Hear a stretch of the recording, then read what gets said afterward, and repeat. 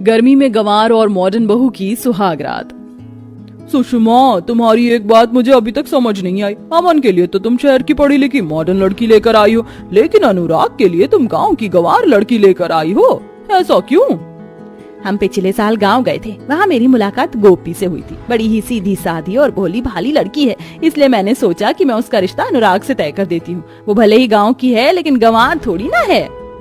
सुषमा और शशि आपस में बात कर ही रहे होते हैं कि तभी उन्हें बारात के आने की आवाज आती है, जिसे सुन सुषमा आरती की थाली लिए सबसे पहले अपनी मॉडर्न नायरा का गृह प्रवेश करती है और फिर अपनी गांव की गंवार गोपी का। गोपी बहू, कैसा लगा तुम्हें तुम्हारा नया घर? माँ जी, ये घर नहीं है, ये तो हवा महल है, हवा महल। इससे कितनी ठंडी ठंडी हवा आ रही है। What rubbish! क्या तुम्हें ये घर हवा महल दिखाई दे रहा है? मम्मी जी, आप किस गंवार को इस घर की बहू बनाकर ले आई हैं? देखिए शहर की पढ़ी लिखी मैडम, हम भले ही गांव के रहने वाले हैं, लेकिन गंवार नहीं है। हमने भी पूरी 4वीं कक्षा तक की पढ़ाई की है। हाँ। अरे बस भी करो तुम दोनों, अभी ठीक से घर में आई भी नहीं और तुम दोनों का झगड़ा शुरू हो गया। इतना कहकर एक एक कर अपनी बहुओं को उनके कमरे में छोड़कर आती है। ओह गॉड, कितनी गर्मी है, अब मैं और इस हैवी लहंगे में नहीं रह सकती। इतना कहकर नायरा अपना हैवी ब्राइडल लहंगा चेंज कर नाइट शॉर्ट ड्रेस पहनती है और अपने बैग से वाइन की बोतल निकालकर ग्लासेस में सर्व करती है कि तभी कमरे में अमन आता है। आप आ गए, मैं कब से आपका ही वेट कर। हो नायरा, तुम कितनी ज्यादा अमेजिंग हो।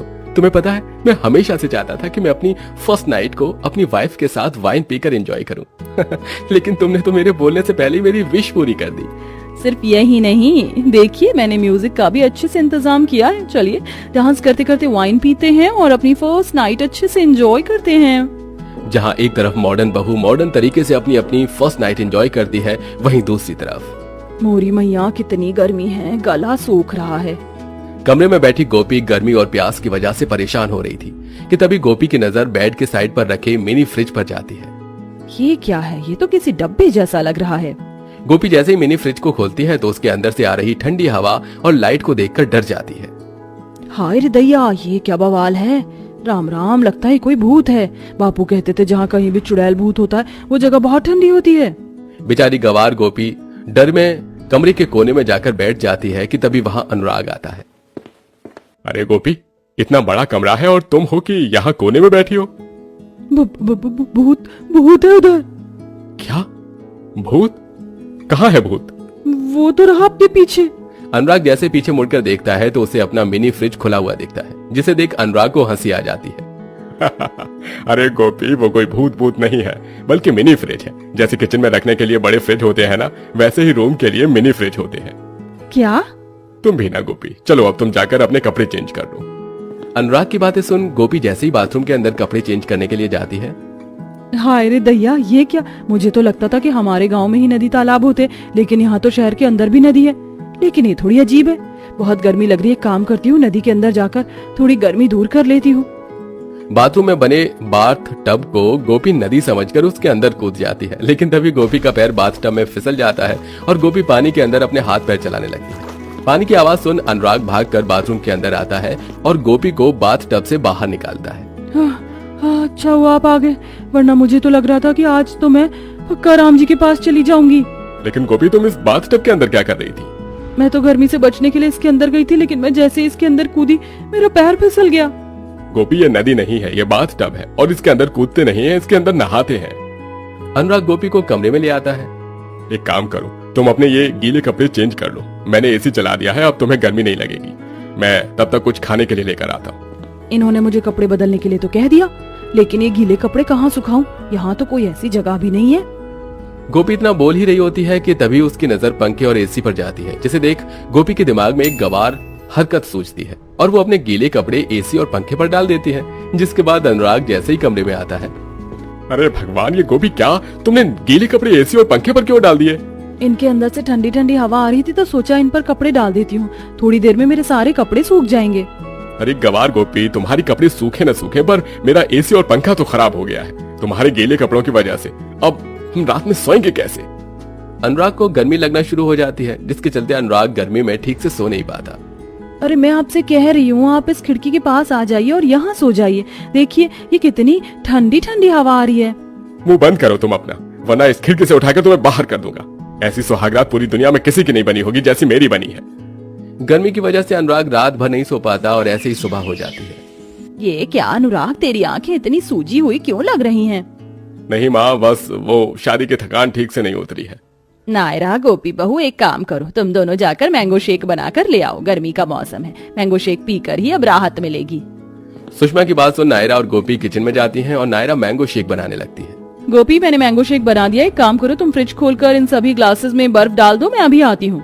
नायरा की बात सुन गोपी जैसे ही फ्रिज खोलकर बर्फ निकालती है। ये बर्फ के टुकड़े तो कितने ठंडे ठंडे हैं। अगर ये बर्फ के टुकड़े मैंने कपड़े के अंदर डाल दिए तो मुझे बिल्कुल भी गर्मी नहीं लगेगी। गोपी उन बर्फ के टुकड़ों को ब्लाउज और साड़ी के अंदर डाल देती है और बाकी बचे बर्फ के टुकड़ों को मैंगो शेक में डालकर बाहर ले आती है। बर्फ की वजह से गोपी के कपड़े गीले होने लगे थे, जिसे देख सुषमा कहती है, ये क्या गोपी बहू, तेरे कपड़े गीले क्यों हो रहे हैं? इनके अंदर से तो पानी भी टपक रहा है। माँ जी, मैंने अपने कपड़ों के अंदर बर्फ के टुकड़े डाल दिए थे, बहुत अच्छा लग रहा है, बिल्कुल गर्मी नहीं लग रही है। क्या कहा तुमने? बर्फ के टुकड़े अपने कपड़ों के अंदर डाल दिए? गंवार बर्फ खाने के लिए होती, ना कि कपड़े के अंदर डालने के लिए। हाँ गोपी बहू, हम तो घर वाले हैं, अगर कोई बाहर वाला तुझे ऐसी हरकत करता देख लेगा तो हमारे घर की क्या इज्जत रह जाएगी। आइंदा ऐसी हरकत होनी नहीं चाहिए, समझी? शादी के बाद गोपी अपने ससुराल की सारी जिम्मेदारियों को अच्छे से संभालती है, अपनी सास की खूब सेवा करती है, लेकिन गर्मी से बचने के लिए अपनी गंवार हरकतों को करना बंद नहीं करती। मेरी बगिया के पौधे फूल कैसे खुश हो रहे हैं इतनी गर्मी में ठंडा पानी पीकर। आज तो मैं तुम्हें जी भरकर ठंडा पानी दूंगी। वैसे इन्हें पानी दे देकर मेरे पसीने छूट गए। एक काम करती हूँ, थोड़ा सा पानी अपने ऊपर भी डाल देती हूँ। गर्मी से परेशान होकर गोपी अब पाइप का सारा पानी खुद पर डालने लगती है। गोपी को यह सब करते हुए शशि देख लेती है, जिसे देख शशि गुस्से में सुषमा के पास जाती है। बड़ा शौक था ना तुम्हें गंवार बहू लाने का, देखो तुम्हारी गंवार बहू कैसे तुम्हारी नाक काट रही है। अरे हुआ क्या, कुछ बताओगी? खुद ही चल कर देख लो। सुषमा शशि और बाकी परिवार वालों के साथ जैसे ही गार्डन में जाती है तो देखती है कि उसकी गंवार बहू कैसे पाइप से गार्डन में खड़ी होकर नहा रही है और आसपास मौजूद सभी पड़ोस वाले उसे देखकर हंस रहे हैं। ये सब देख सुषमा को बहुत गुस्सा आता है और वो गोपी के पास जाकर उससे पाइप छीनकर जमीन पर फेंक देती है। मेरी ही गलती थी जो मैंने तो जैसी गंवार लड़की को अपनी बहू बनाया, ये सोचकर कि धीरे धीरे तू सब समझ जाएगी, लेकिन ये मेरी सबसे बड़ी गलती थी।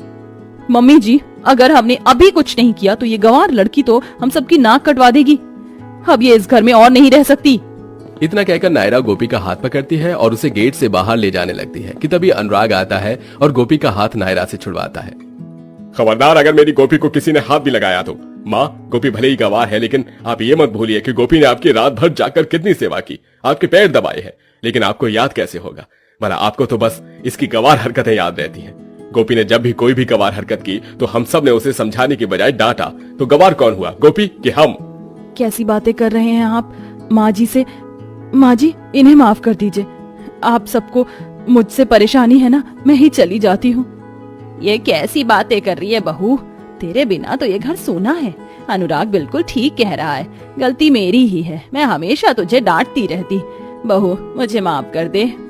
अब सुषमा धीरे धीरे गोपी को शहर के मॉडर्न तौर तरीकों के बारे में बताती है। वहीं नायरा भी अब अपनी सास के साथ मिलकर इसमें गोपी की मदद करती है, जिससे कुछ ही हफ्तों में गोपी धीरे धीरे शहर के सभी मॉडर्न तरीके सीख जाती है और अब हंसी खुशी अपने परिवार के साथ रहती है।